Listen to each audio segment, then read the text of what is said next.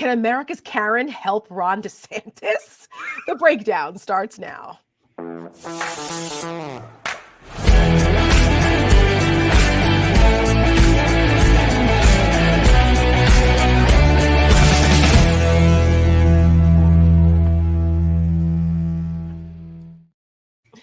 Welcome to the breakdown. I'm Tara Setmayer back, and Rick Wilson is here. And oh my goodness, America's Karen. Rick, you know, we're going to get into this in a minute. I'm referring to Casey DeSantis, if anyone is wondering, who is America's Karen? It was a whole flap. I can't take credit for that. It came from David Jolly over the weekend. We were on MSNBC together, but it created a whole thing. So we're going to talk about Ron DeSantis because they got very, very, very angry. Very triggered. Very triggered. Monday morning, stop calling Selena DeSantis Karen. Serena DeSantis? Yes. Because I call her Serena Waterford. Yes, for you Handmaid's Tale fans out there. So yeah, it was it made DeSantis world and the maggots very, very upset. And some of the hate mail I posted on Twitter, it was just insane. These people are nuts. But anyway, we've got lots to talk to you guys about because it is a busy political time. This part of the summer, Congress is busy trying to pass appropriations bills. We've got this Senator Tuberville jerk off that's holding up military appointments and doesn't apparently understand the definition of white nationalists. Senator from Alabama, how convenient. We've got a couple of, I'm shocked to discover an Alabama senator cannot get that one straight. I'm just stunned and amazed. Listen, there's lots of good and decent people in Alabama, but Tommy Tuberville ain't one of them. We're going to talk about that. Yeah, we'll talk about that in a minute. I will say this, just a quick Tuberville story. Yeah. I have a friend of mine. He lives in Alabama. You would profile him as a classic sort of Alabama good old boy. He helps run a big hunting plantation, a quail plantation up there. And he DM'd me last night. He goes, as a former U.S. Marine, Tommy Tuberville can go fuck himself. I'm like, yes, sir. Yeah, no kidding. Yeah. Hold your thought because we're going to get to Tuberville in a minute. Yeah. We've got some good LP content on that. We've got a lot of great LP content in case you guys missed it. We do. Given that Twitter is shitting the bed and they're seem to be suppressing our content. Folks are not getting to see it as often on Twitter. But guess what? Mark Zuckerberg decided to say, hold my beer, and started Threads, and LP is on Threads. So if you guys aren't following us yet, all of us are on Threads. Rick is, I am. Lincoln Project is on Threads. All the major players, Reed and everybody, we're all over there. So as I posted on my Twitter profile, of course I'm on Threads. I'm not an animal. Right, exactly. So we're spooling over there on Threads. Whatever they're going to call it. I don't know what they're going to call it. I guess we'll get there. Yeah, something. I don't know. Who knows? Do you know that that's what they call when squirrels are really hot and they lay flat on their stomachs? They call that spooling. I did not know that. I learned that a couple days ago because some local news station did a story on this, and our squirrels do this all the time on our deck, and I think it's hysterical and cute, and they just lay there flat, and it's to cool themselves off. Anywho, that's an aside. Yeah, here we are. We've got Chinese spies and Hunter Biden witnesses and that whole embarrassing debacle with James Comer and his committee and that nonsense. We're going to talk about that too. And then, of course, there's the Moms for Hitler. I mean, Liberty people. Yeah, we're going to talk about what that is too. So lots of stuff to catch up on. But of course, we are never complete unless we start off with the insanity of last week in the Republican Party. Roll it.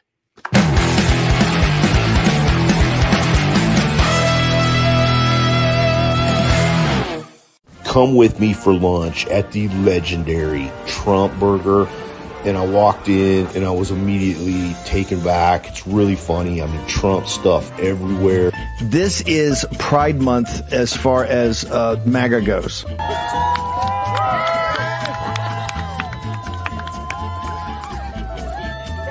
It's really a fun place, man. And I mean, look at this. You got the Trump name on the bun, branded. The primary threat to America isn't the mysterious white supremacists Joe keeps talking about that nobody can ever see doing anything. Maybe the real threat to America are the transgender cross-dressing killers. Marjorie Taylor Greene needed McCarthy. She's under him. figuratively and literally. I'm sorry. I'm sorry. Failure to launch. Florida Governor Ron DeSantis' campaign to topple Donald Trump has stalled.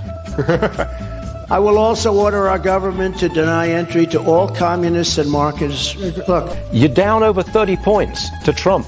What's your strategy for catching up?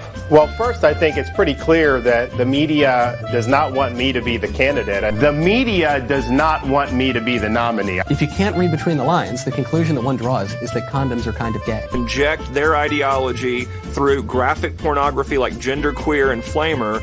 We want the Constitution. We want the Bible in our schools. Learn more by going to donjrgold.com. That's DONJR gold.com, and support the companies who support you instead of the woke companies who hate your guts. Do you have a climate plan? It's going to be to rip up Joe Biden's Green New Deal. The definition of a white nationalist. Well, that's your definition. My definition is racism bad. A white nationalist is racist, Senator. Well, that's your opinion. The land of the free and the home of the brave.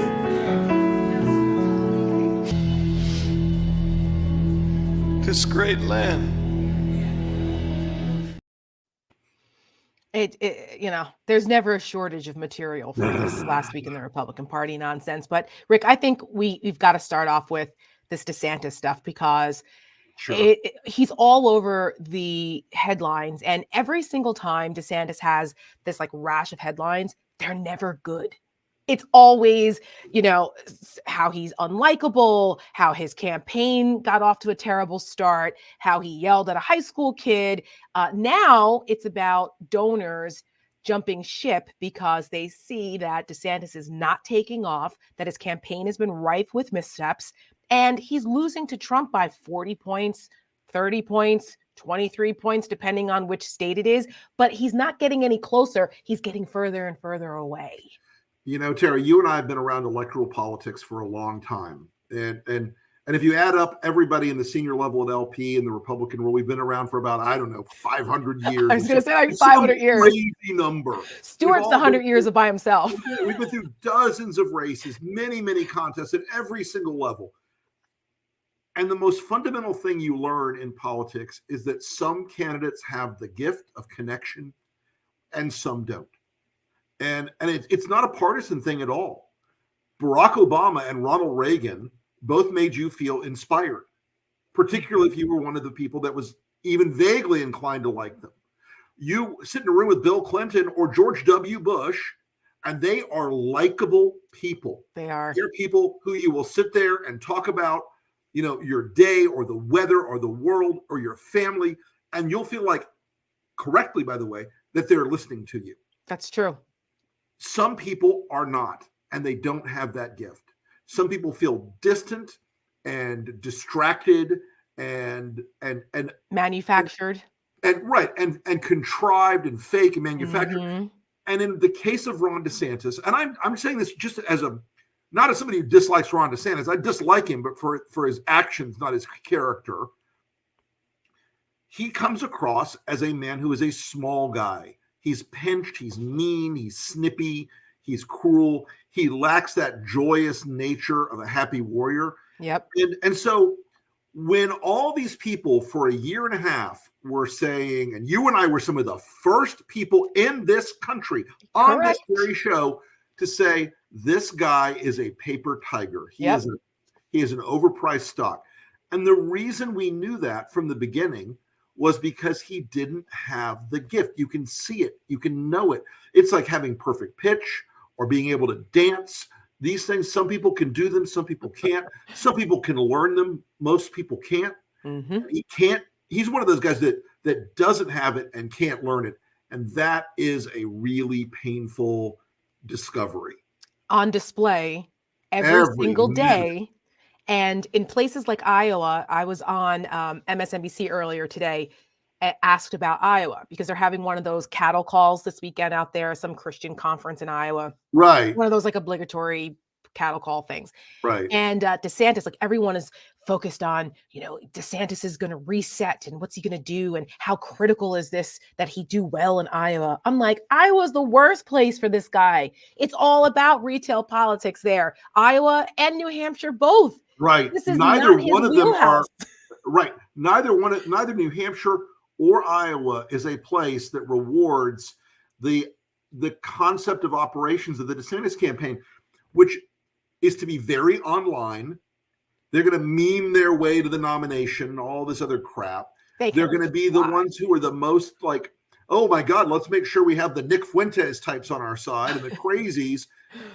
And you just can't run a national campaign where people do not know you Or against Donald Trump. No. And the thing about it too is like, those are places where you need the people to be inspired to caucus for you. You can only pay for so much of that. And same thing with Jeff Rowe is paying for a lot of it right now. Right. He's spending money like a drunken sailor in a whorehouse in the Philippines in 1949. Oh my this God. Guy is out of control. $2 million a week, I'm hearing. How much? $2 million a week is what I'm hearing. Wow. And guess what? 85% of it runs through Jeff Rowe's companies for direct mail, field operations, door knocking, canvassing, data pulling. It's just, I'm like, I'm sorry. Jeff Rowe is going to come out of this thing being able to buy his own Learjet. His own Gulfstream. Come on. At this rate, it's absurd and asinine, some of the way that these campaigns spend this money. But the consultants are the ones who are the fat cats because they're like, okay, yeah, sure. Because they make all right, cool. Yeah, sure. You want to do that? Let's do that. Like, it's not a winning strategy because they all know that they're not going to beat Donald Trump at this point. There are 35 candidates in here of like, the freaking guy from Miami. We've got the governor from North Dakota. We've got Larry Elder, for fuck's sake. What? Larry Elder. I forgot he was even in it till I saw the screen full of the debate. I was like, this guy, Will Hurd, who I do like, actually. I thought he was a good congressman and one of the I consider Will to be a good man. Yes. I find it inexplicable he's doing this on the one level because he knows it's not going to go. I know. It's to be relevant. I think it's to be relevant. The other that he's been willing to say, I'm not going to vote for Trump. He's not the guy. Yeah, at least. I think, what I think it is? I think he's using this as an opportunity to be relevant, to get that message out there, because he's part of that small group of establishment Republicans who think that there is some way to salvage this. And they figure, hey, he's like, I'm not doing anything right now. I'll do it. And I know I'm not going to win, but at least that message is out there where people can see that there are some sane Republicans left. I mean, God bless him.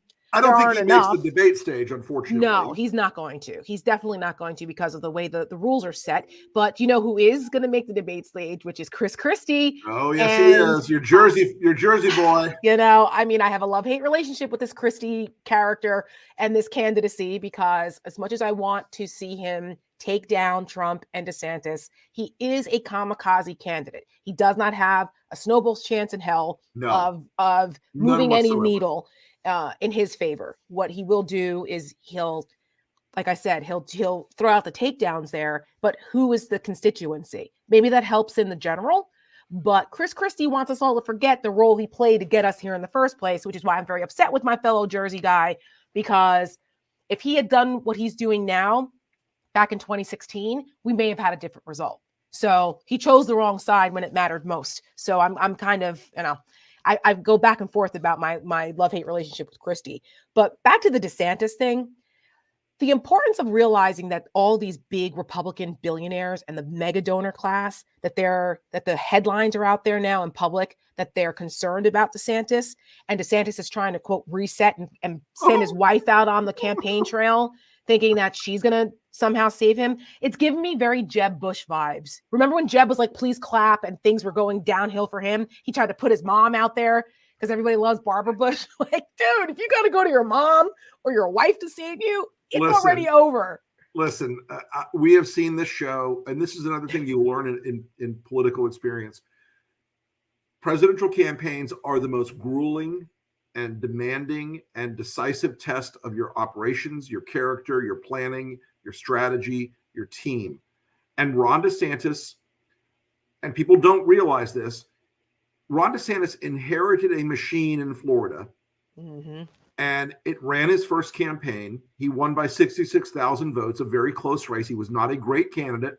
He had Donald Trump cut an ad for him where he put his children into cosplay for Trump. Yeah, so gross.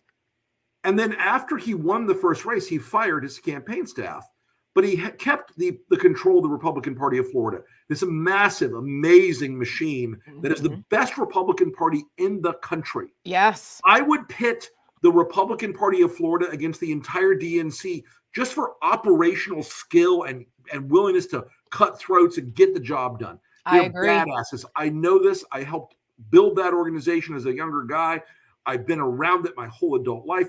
They know what the fuck they're doing. So he had them. But they can't go and run his presidential campaign. He doesn't trust them. He and Casey are an army of two. They don't believe in anyone else. They don't trust anybody else. And so they've been out there showing people who Ron DeSantis really is. And that was a mistake. Right. And that doesn't work on a national level. You can't it can't just be you two. You have to have a kitchen cabinet of people. And you have to have a core group of consultants that you trust, that have been with you, that can tell you when you're screwing up and can be honest with you, and who you trust to right the ship when you start to go off course. It's only him and his wife. Right. And that's not a great combination. And Tara, I mean, the big part of this, why are these billionaires running for the hills now? Why are suddenly the National Review guys who were Ron DeSantis cheerleaders? I mean, if you read National Review for the last year and a half, it was like the daily lap dance for Ron DeSantis. Oh my God, he's the smartest man to ever walk the earth. He's the tallest, most handsome gentleman ever. Why we are graced to be in the presence of this God.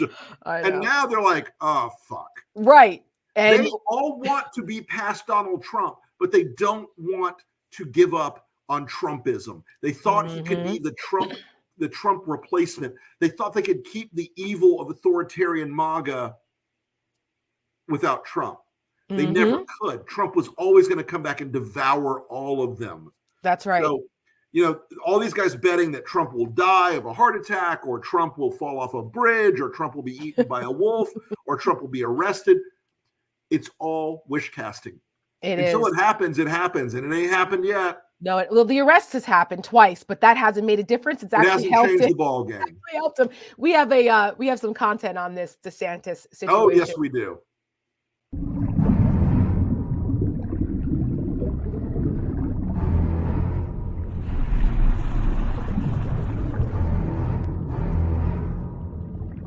It looks like Ron DeSantis continuing his free fall in the polls. There's something about you that's not connecting for whatever reason, not connecting with the voter. Failure to launch. Florida Governor Ron DeSantis' campaign to topple Donald Trump has stalled. Talk about failure to launch. He's just sinking, and I don't think he has to drop out. He's just going to fade out and just wither and die on the vine there. Down over 30 points to Trump. What's your strategy for catching up?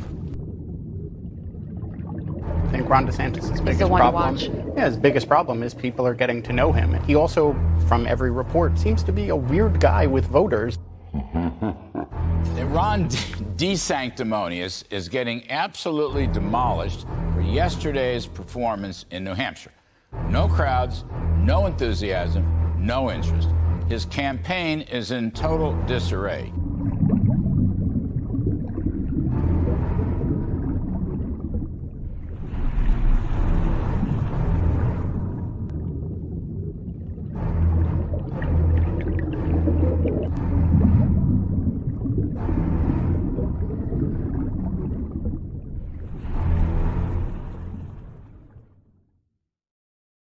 Yeah, we're not the only ones who notice. Fox is souring on him too. It's glorious. When that headline said the Murdochs can smell a loser, I'm like, oh. Yeah, that's brutal. It's brutal. So yeah, we're world's tiniest violin over here for Ron DeSantis, Ron the fascist there in Florida. But this culture war stuff is what concerns me also, because we see what he's doing. This is the Republican Party's agenda now isn't anything that really has any semblance of what the party used to run on. So we're going to talk about Tuberville and that in a second, but this whole national security stuff, Republicans used to be all about the national security and foreign policy and, America's strength. And there's none of that now. It's the total opposite. And this culture war stuff is what they think is the way to go. And, you have these moms for liberty, right? So Casey DeSantis went out and did this Mamas for DeSantis. Okay, whatever. But now this Moms for Liberty group is getting the conventional media treatment, which is really infuriating for me because there's nothing conventional about these women. They are extremist wackadoodles, and they are exploiting the education and curriculum and our kids and parenting. They're exploiting this stuff to try to gin people up. Virginia was the microcosm for it in 2021 with Glenn Youngkin's campaign and CRT and scaring everyone. So that was the microcosm, and now they've scaled it up. And these crazy freaking women are out here cheering Hitler. They just had a conference not too long ago in Philadelphia. Right. And one of these members wrote a Hitler quote or a Nazi quote in their newsletter. And when it was found out, they were like, oh, sorry, but like, not really. First of all, why are you putting Nazi quotes in your newsletter about it was like, parenting sorry, not kids, sorry. Right? It was like the Hitler quote about the Hitler Youth. And at the conference, one of the speakers brings it up again about how, one of their moms was attacked. Roll this clip. This is insane. Yeah, it's not about the attack, lady. I know. Watch this. There's always a reason. There's always a reason why something happens. Right? Yes. One of our moms in a newsletter quotes Hitler. Woo! I stand with that mom.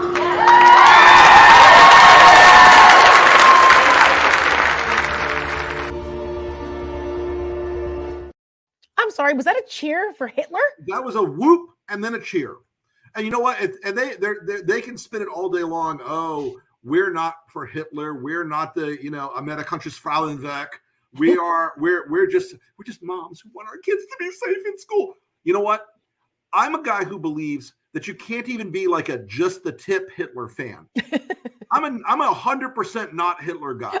Right. If you quote Hitler, you must appropriately contextualize the quote, such as, this is what the monstrous dictator Adolf Hitler, who ran the Holocaust, said. Right. And I'll tell you one thing that I'm seeing more and more of, regrettably, is there are a lot of people who've adopted the Steve Bannon rule of I have no enemies to my right.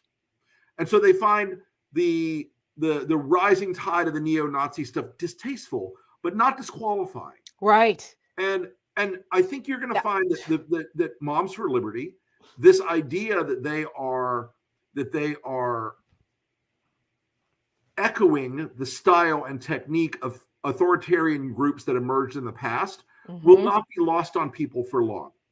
Right. I hope not, Rick, because like I said, I've noticed the media coverage since these bitches have emerged on the scene here, and I don't like it because they're covering them as if they're just some parents' rights organization.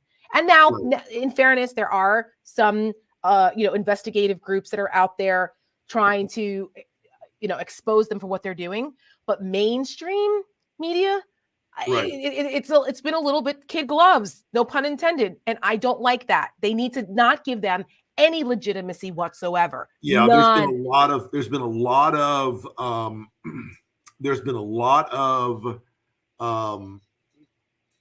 we're just being even-handed coverage, and as we always say, you can't tell both sides of a lie. Correct. And you also shouldn't tell both sides of an authoritarian story, because what they claim they want, what they claim they are, what they claim they believe is at variance with the actions they take once they are in power, when they take over a school board or when they set a policy of banning books.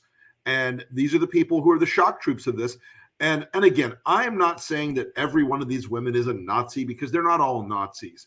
A lot of them are people who are perfectly willing to adopt the tactics, the bullying, and the marginalization of people that would be very familiar if you look at the rise of many other authoritarian movements in the past. That's correct. So, that's correct. And then they turn around and they claim that they're the victims.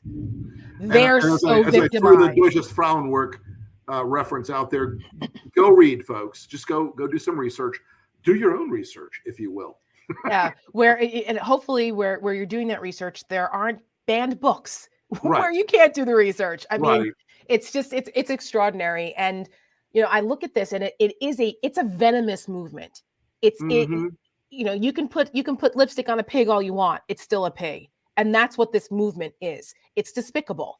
And they're taking advantage of some of the good and decent moms and parents out there who may have legitimate concerns about stuff going on in their local school districts. And that's fine. I get it, because there's some wacky stuff going on in some places, but they are exploiting this for a much more sinister purpose. And I don't want people to, think that just because they have, they promote bake sales and they're bored housewives or whatever, that they think that this is some kind of innocuous movement. It's not. It's very, very dangerous. And I don't, we're gonna continue to call them out for this kind of crap and not take any of their victimhood bullshit. So, but somebody else who is, speaking of bullshit, and in the context of everything that's been going on this week, because you have all this crazy on the Republican side, and then Joe Biden's just out here presidenting and kicking ass and taking names. He had a successful conference over there with the NATO stuff. Oh, Tara, I would argue more than successful. I think he laid down some markers in NATO. Look, as we all know, Donald Trump treated NATO like an extortion racket. Right. It was, pay me, bitch. Shame about your country. If it burns down, you might want to give me a little extra.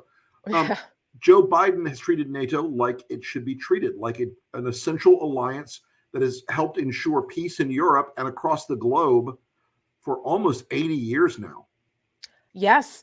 And doing it at a time where it was 5 years ago this week that Donald Trump and his despicable display, one of the key moments for me where I almost left the party over again. In 2018, the infamous Helsinki conference where he stood next to Putin and sided with Putin's thugs over our American intelligence agencies.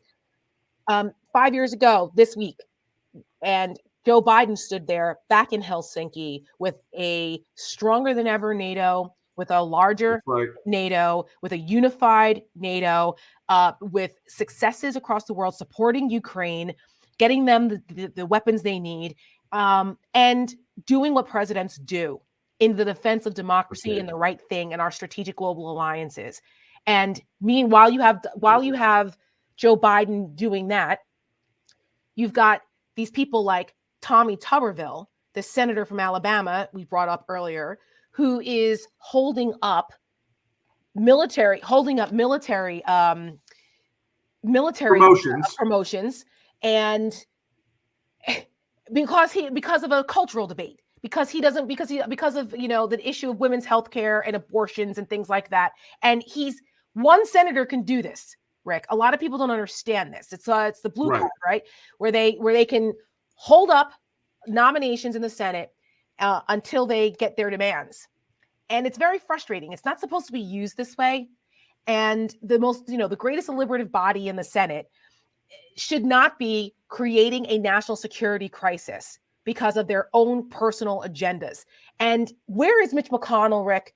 I said this yesterday, Tara. Military Republicans not taking Tommy Tuberville to task for doing this. It's outrageous. The great mystery here is why the hell that either Mitch McConnell, and look, we both know Mitch is not doing well physically.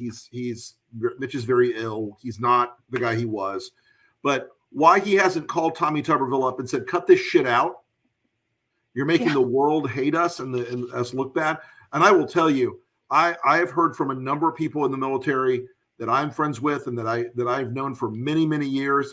And the anger across the branches, across the services at what he's doing is intense.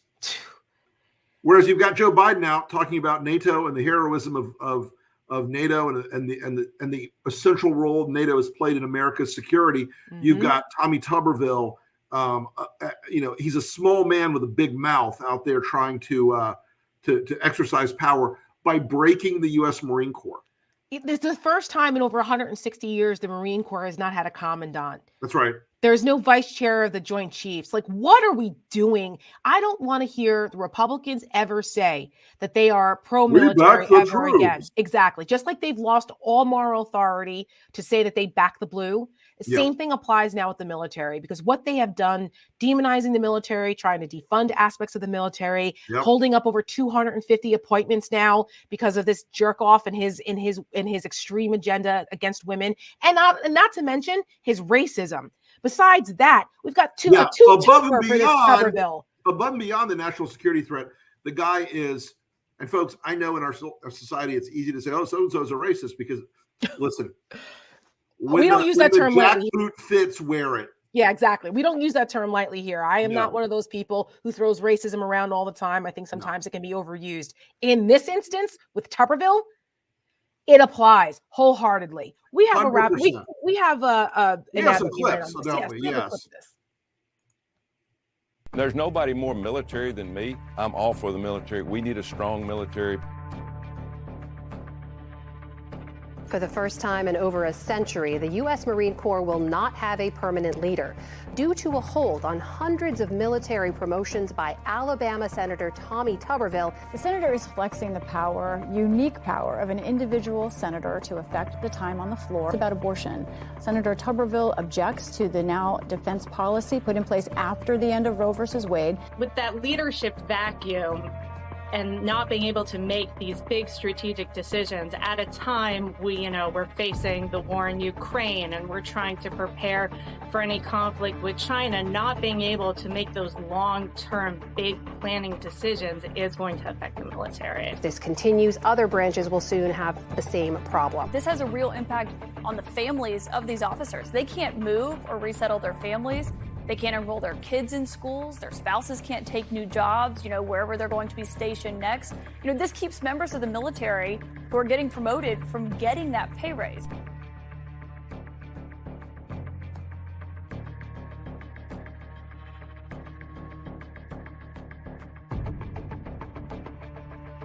Senator Tuberville is saying he supports the military, but he's having the exact opposite effect.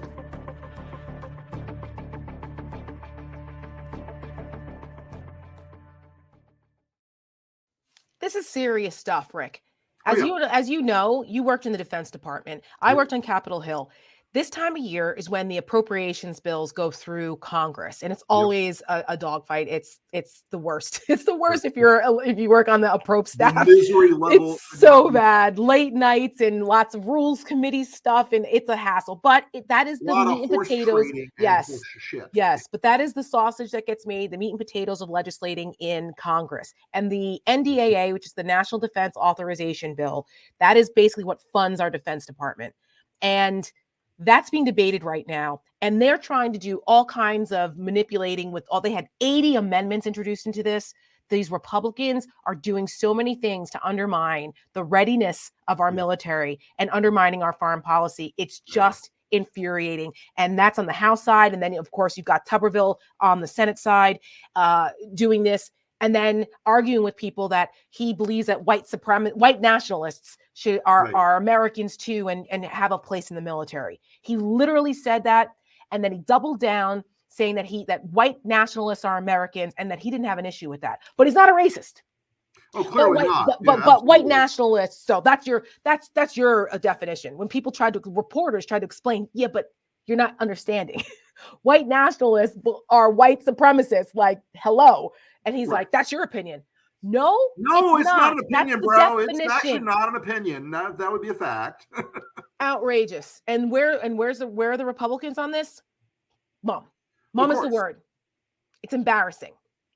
But I think it's important that we continue to show the contrast between Biden and what Biden's doing as president and what these Republicans are doing. We have because like we were just talking about NATO, I want to show some folks that this is some clips of Biden's accomplishments during his overseas trip. Take a look. It's good to be back in Vilnius, a nation and a region that knows better than anyone the transformational power of freedom. And a nation which stands today as a stronghold of liberty and opportunity. A proud member of the European Union and of NATO. NATO is stronger, more energized, and yes, more united than ever in its history.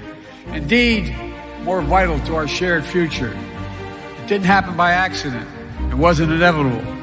When Putin and his craven lust for land and power unleashed his brutal war on Ukraine, he was betting NATO would break apart. He was betting NATO would break. He thought our unity would shatter at the first testing. He thought democratic leaders would be weak. but he thought wrong. I mean that. Our commitment to Ukraine will not weaken. We will stand for liberty and freedom today, tomorrow, and for as long as it takes. Putin still wrongly believes that he can outlast Ukraine. He can't believe it's their land, their country, and their future. And even after all this time, Putin still doubts our staying power. He's still making a bad bet that the conviction and the unity among the United States and our allies and partners will break down. He still doesn't understand that our commitment, our values, our freedom is something he can never, never, ever, ever walk away from. It's who we are. I mean, it's who we are. It's who we are. The defense of freedom is not the work of a day or a year. It's the calling of our lifetime, of all time. We are steeled for the struggle ahead. Our unity will not falter, I promise you.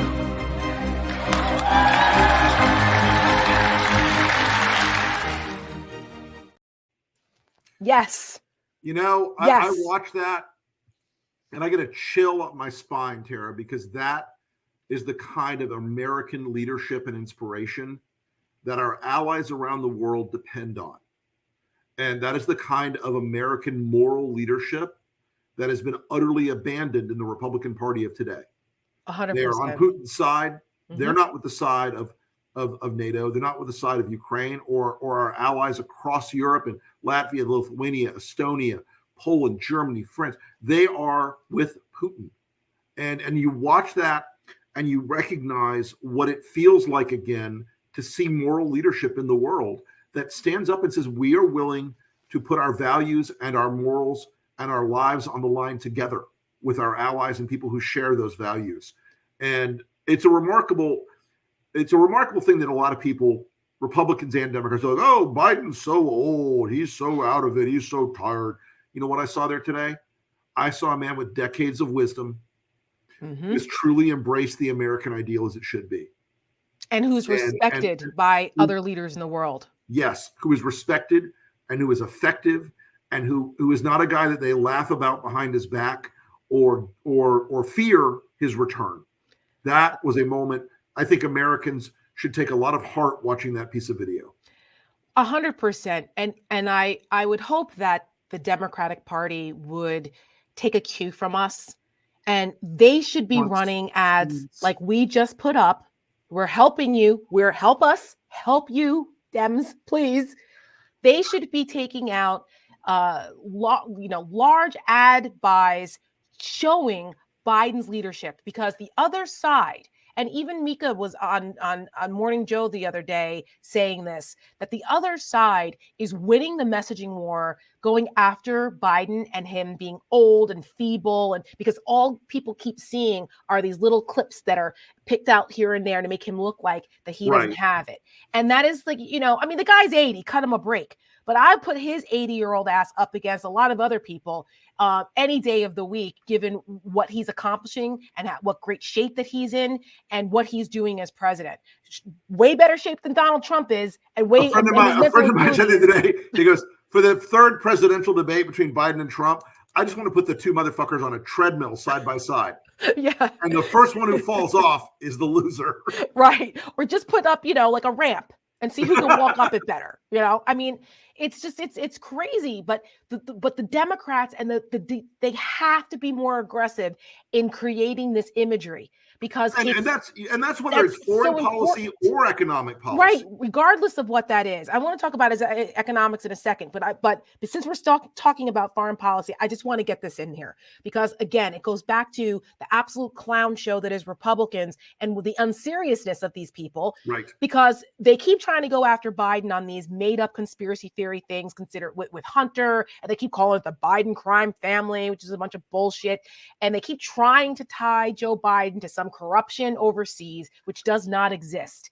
And you guys may remember that there is this guy out there, Congressman James Comer, who is the head of the Oversight Committee, unfortunately. And he's out here claiming for months now that they've had these witnesses, these whistleblowers that have the goods on Biden's corruption with China. Okay, then the witness disappeared. Well, what happened to this magic witness? Oh, well, these people are in the spy business, and sometimes they're supposed to disappear. Well, guess what? The latest we found out. Oh, he was in the spy business, all right. He was in the spy business, all right. This missing witness was a freaking accused spy for China. Indicted. He was arrested by the Department of Justice. He was arrested in Cyprus back in February and jumped bail. And yeah, accused of being an agent by the way, China. folks, he wasn't arrested because he was the Biden whistleblower. He was arrested because he was engaged in the illegal arms trafficking with Iran. Right, in China. Okay. Quality individuals. Yes. The guy's name is Gal Luft. Okay. He's a U.S. Israeli citizen and he's bad news. And can I just tell you, Rick, I don't know if you saw this, but Fox News was actually trying to turn around and say, well, you know what? If he was a spy for China, then he should really know who those bad actors are. They're trying to spin this as a good thing. You've got to hear Comer for yourself. You don't believe me? Look at this jackass. Listen to this jackass. Please play it. He's very credible, and the people on MSNBC who made fun of me when I said we had an informant that was missing, they should feel like fools right now. And this is their worst nightmare because, again, this is a credible witness. Gal Luft is charged with acting as an unregistered foreign agent, trafficking in arms, violating U.S. sanctions against Iran, and making false statements to federal agents. The DOJ stated that he, quote, subverted foreign agent registration laws in the U.S. to seek to promote Chinese policies by acting through a former high-ranking U.S. government official. He acted as a broker in deals for dangerous weapons and Iranian oil, and he told multiple lies about his crimes to law enforcement. They should feel like fools right now. They are.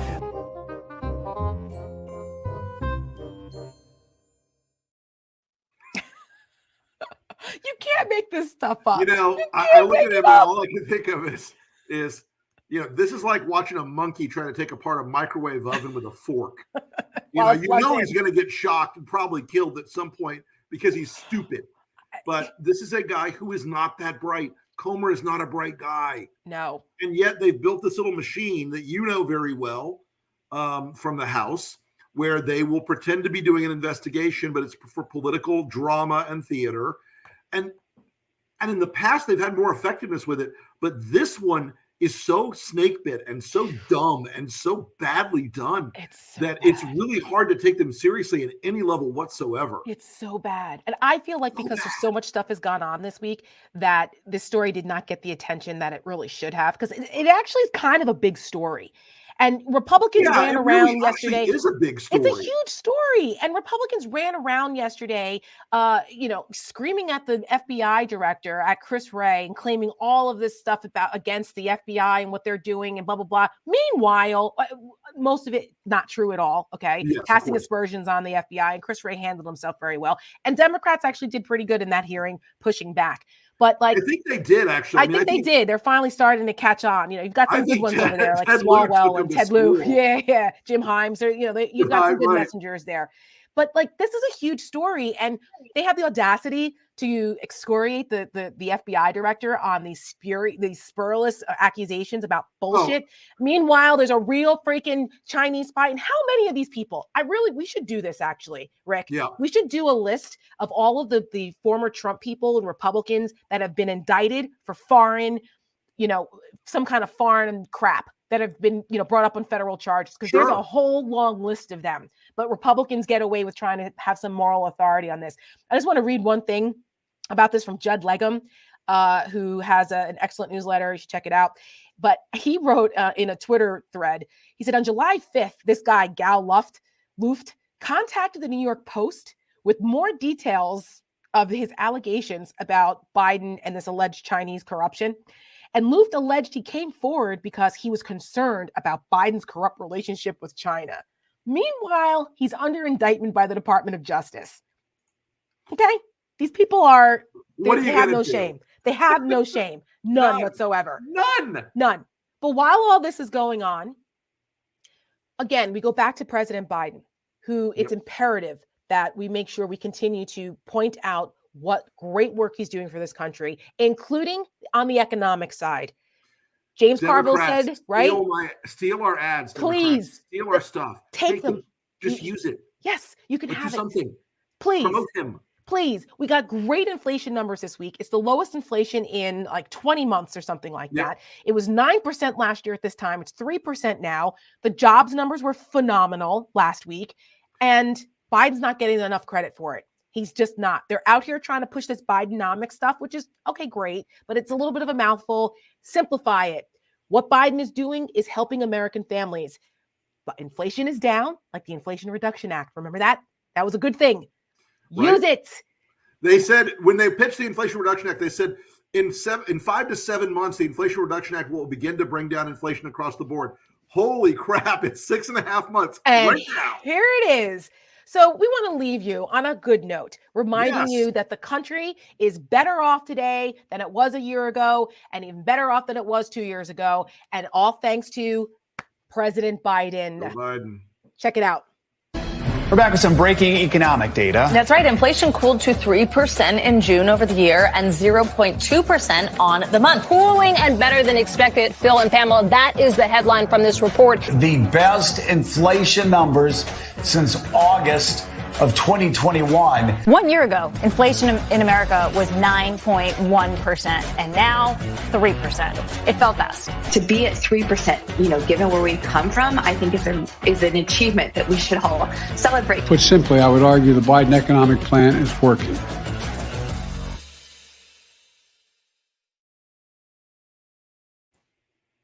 The proof is in the pudding, folks. The proof is in the pudding. Absolutely. We still have a ways to go, but we're on the right track in this country. So we're here to help push that message and make people feel inspired to keep fighting for our democracy and making sure we don't go back to the dark times with those crazies on the other side.